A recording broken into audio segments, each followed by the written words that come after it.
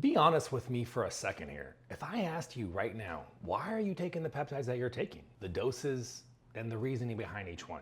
How long have you been on them? And why that long? Could you actually explain it? Or are you just following something that you found online or got from a friend or hoping for the best? More importantly, do you actually know the biggest mistakes that people are making on peptides right now that are seriously hindering their results? And in some cases, causing real health concerns. Because if not, that's exactly why we're here today. These are gonna be the 10 biggest peptide mistakes that I see after coaching thousands of patients. And I'm gonna give you the solution to every single one. Now, I saved number one for the end because it's literally the mistake that makes every other mistake on this list much worse. I'm Dr. Jones, DC, and I coach thousands of patients on peptide optimization. And this passion of mine comes from my own 100+ pound weight loss journey, using peptides personally every single day, most of the time at least. And now I work with my medical practitioners, helping people do the same. Now keep count as we go through these 10, because if you hit 3 or more, we need to talk. Now let's start with number 10, skipping baseline labs. This one I'm sure is taking you completely by surprise and is everywhere. Someone hears about BPC 157 or CJC ipamorelin, they get excited, they order it, they start injecting. They never run a single lab before starting.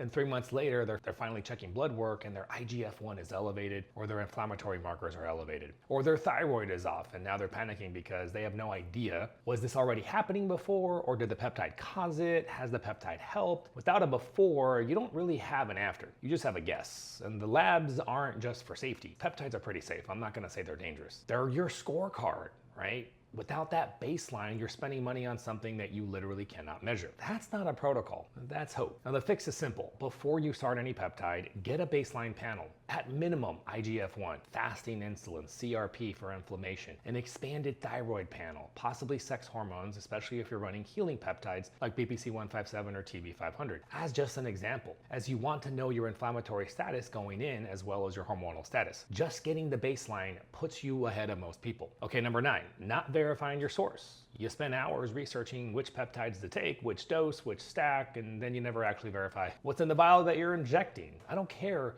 where you get your peptides from. What I care about is that you've done your homework on whoever is supplying them. Can you verify their testing? Have you seen legitimate, emphasis on legitimate, certificate of analysis? Better yet, have you sent a vial out for independent third-party testing yourself? Because that's the gold standard. Now, obviously, you can skip all of that and just work with a 503A compounding pharmacy, but I'm here to assist all of you. Now, here's the reality. Not every source is equal, but that doesn't mean you have to use the most expensive option. It means you have to be smart about verifying what you're putting in your body. If your supplier can't provide transparent testing, if you can't confirm, that's a red flag. The patients I work with who get the best results aren't always using the priciest peptides. They're using verified peptides. They know what's in the vial because we supply 503A peptides.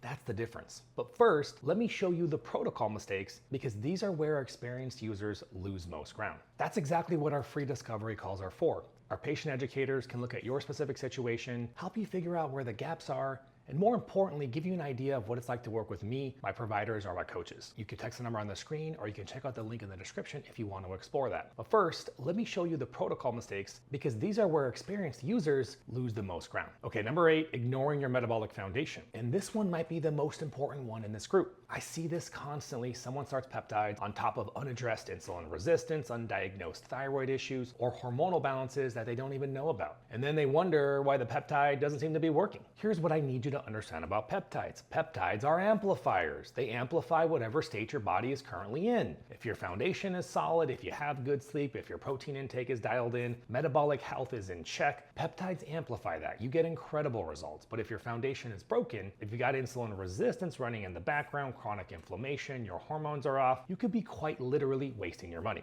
This is exactly why 2 people can take the exact same peptides, the exact same dose, from the exact same source at times, and get completely different results. It's not the peptide, it's what the peptide is landing on. Okay, so let's point out some of the key basics about what you should be thinking about overall, so that your brain kind of has a frame of reference.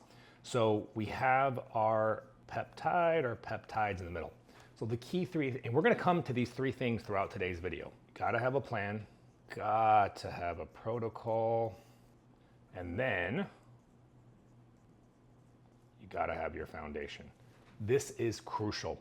The plan, what you're doing, how you're doing it, the protocol, the actual systematic structure of your peptide protocols, when you do it, when you stop, and then the foundation, the lifestyle piece, the components that are going to allow the peptides to amplify. These are crucial for your success. Now, if that amplifier concept just changed how you think about peptides, then you need to hit that subscribe button right now, because we put out 2 videos every single week breaking down exactly these kind of peptide strategies. And what I'm about to show you next, these protocol mistakes, these are the ones that I see burn even experienced users. Okay, number 7, the kitchen sink stack. This is the person who starts BPC 157, TB 500, CJC 1295, ipamorelin, all in the same week. Maybe they throw in AOD 9604 because a cheat sheet that they were reading told them it was good for fat loss. And now they're running 4, 5, 6 compounds at once, and they have absolutely no idea which one is doing what. Here's the problem with that. If something goes wrong, a side effect, your lab shift, it's extremely hard to isolate it. If something goes right, you still can't easily isolate it. You don't know which compound is earning its spot and which one is just along for the ride.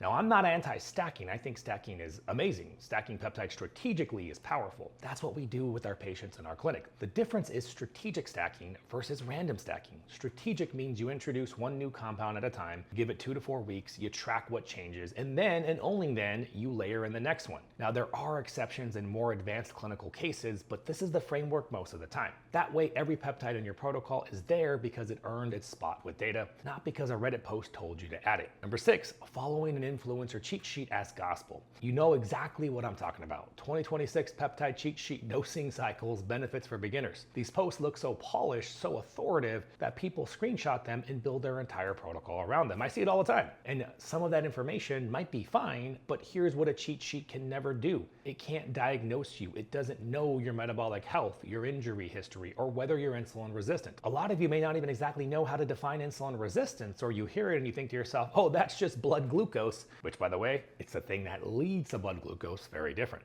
A cheat sheet treats everybody the same, but the patients who are insulin resistant need a different protocol, different approach than the patient who's metabolically healthy. The person healing a torn labrum needs a different dosing protocol than someone just doing maintenance. Use cheat sheets as a starting point if you want, but never as the finish line. Okay, number 5, the forever cycle. Running BPC month after month after month because you figure it's a peptide, what's the harm? Or doing CJC ipamorelin every single night for 6 months straight because you sleep better on it and you never actually defined when you're coming off or why. Here's what I tell patients. Every peptide in your protocol should have 3 things: a start date, an end date that can be subject to change, but an end date nonetheless, and a reason for both. If you can't explain why you're still on a compound and when you're planning to come off of it and why, you don't have a protocol. You just have a habit, and habits run on autopilot until something goes wrong, or you run out of money. Different peptides have different cycling needs. BPC 157 cycles look different from CJC IPA cycles, which look different from other growth hormone secreting peptide cycles. There isn't a one-size-fits-all answer here, but the principle is the same. Have a plan, have an endpoint, and have a reason.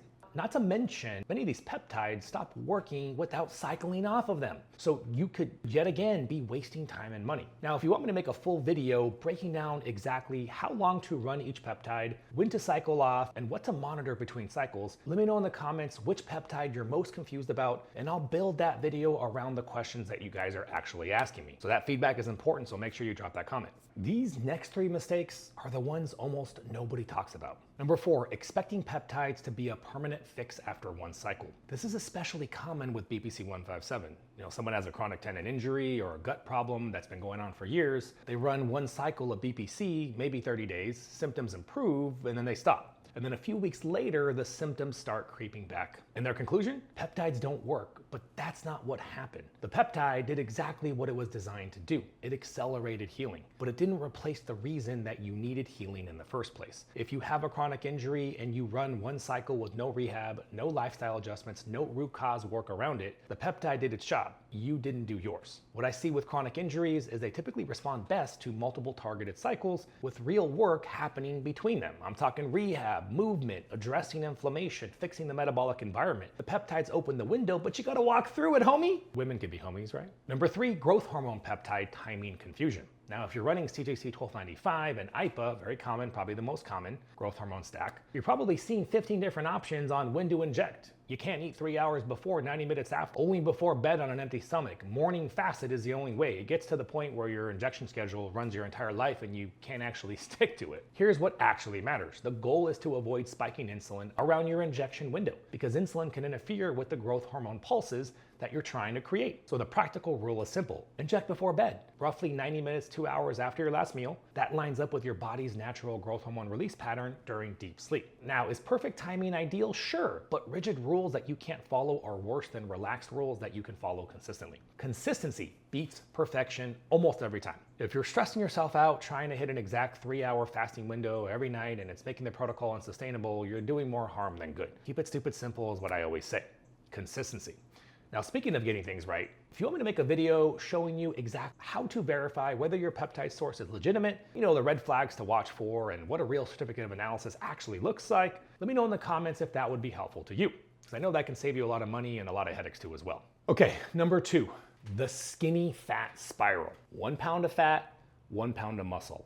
Very different size. And this one is especially important if you came into the peptide world from GLP-1 world, which I'm seeing more and more often. The pattern that I see, someone loses 30, 40, 50 pounds on semaglutide or tirzepatide, great.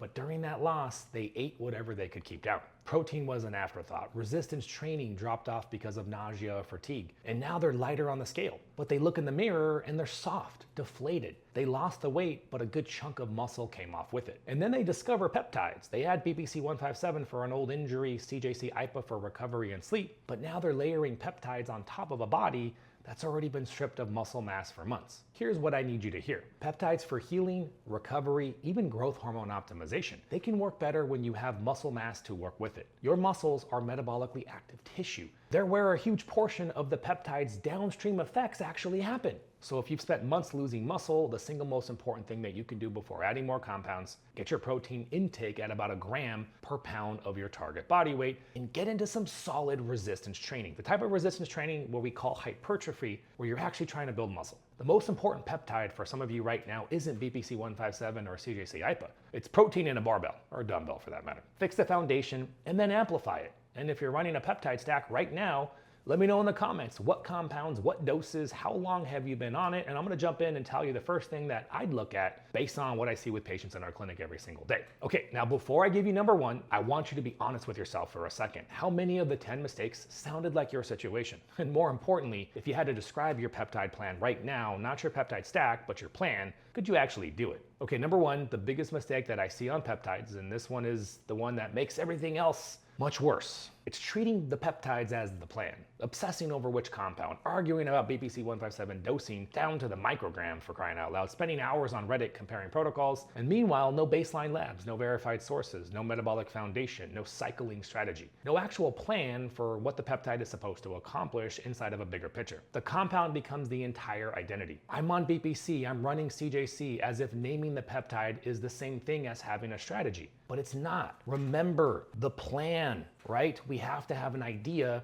of how we're going to approach this. We want to be smart, but the foundation is the biggest lever to pull on. I'm gonna give a little happy face because the foundation is so important, much more important than the actual protocol. The protocol peptide comes secondary, but the foundation comes first. No verified source, no metabolic foundation, no cycling strategy. I'm on BPC, I'm running CJC, as if naming the peptide is the same thing as having a strategy. But it's not. And the patients who get the best results in our clinic, and I mean the ones who genuinely transform, they're not the ones on the most expensive stack. They're the ones who came in with a plan, or hired us to help them establish a plan specifically to their needs. Foundation addressed first, source verified, monitoring in place, every single compound earning its spot. But without a foundation, without the protocol discipline, without the plan, you're not amplifying a signal, you're just amplifying noise. And that is the most expensive mistake that you can make. So here's what I'll leave you with. If you've watched this and realized that your source isn't verified, that your labs aren't done, your protocol is something that you copied from the internet, or you don't actually have a plan beyond take this and hope, that's not a failure, that's a starting point. And that's exactly what our free discovery calls are designed for. You can either text number on the screen, or you can check out the link in the description, and you'll get to connect with one of our patient educators who will walk through your history, what you've tried, what's worked, what hasn't, and where you're trying to go. From there, you'll get a real feel for what it's like working with me, our coaches, and our medical team, and we'll review programs and pricing